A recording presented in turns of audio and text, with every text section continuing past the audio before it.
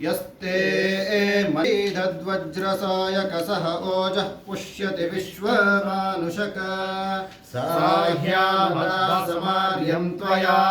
युजा सहस्रतेन सहस्वता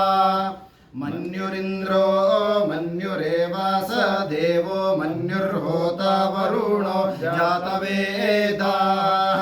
मन्युं विषईळते मानुषीर्याः पाहिनो मन्यो तपसा सजोषाः अभीहि मन्यो तपसस्तवीयान् तपसा युजा विजहि शत्रून् अमित्रः रत्रः दस्युहा च विश्वा वसून्या भरात्वन्नः त्वं हि मन्योऽधिभूत्योजा स्वयंभूर्भामो अभिमातिशाः विश्वचर्षणिः सहुरिः सह आवान् अस्मास्वोजः प्रतनासु देहि अभागः सन्नपपरेतो अस्मि तव कृत्वा तविषस्य प्रचेतः तन्त्वा मन्यो अक्रतुर्जीहीलाहं स्वातनोर्बलदेयायमेहि अयन्ते अस्युपमे हर्वान् प्रतीचीनः सहुरे विश्वधायः मन्यो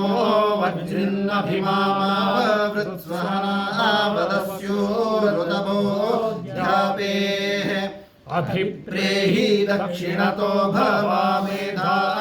वृत्राणि जङ्घना बभूरि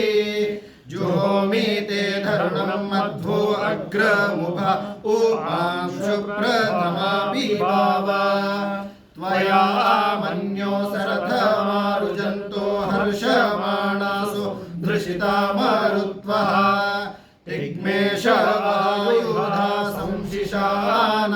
अभिप्रयन्तु नरो अग्निरूपाः अग्निरिव मन्यो त्विषितः सहस्वसेनार्नीर्नः सहुरे हूतयेधि हत्वा यशत्रून् विभजस्व वेद ओजो मिमानो विमृदोऽनुदस्व सहस्वमन्यो अभिमातिमस्मे रुजन् मृणन् प्रमृणन् प्रेहि शत्रून् उग्रन्ते पाजो नन्वारो रुद्रे वशी वशं नयस एकजत्वम् एको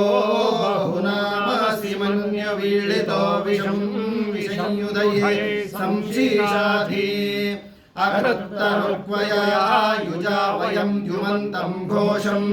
विजयाय गृह्महे विजेशकृदिन्द्र इवानवब्रवोऽस्माकं मन्यो अधिपा भवेह प्रियन्ते नाम सहुरे गृणीमसि विद्मातमुत्संयत आबभूथ आभूत्या सहजा वज्रसायकसहो विभर्ष्य विभूत उत्तरम् कृत्वा नो मन्यो सह मेध्येधि महाधनस्य पुरुहूत संसृजि संसृष्टं धनमुभयं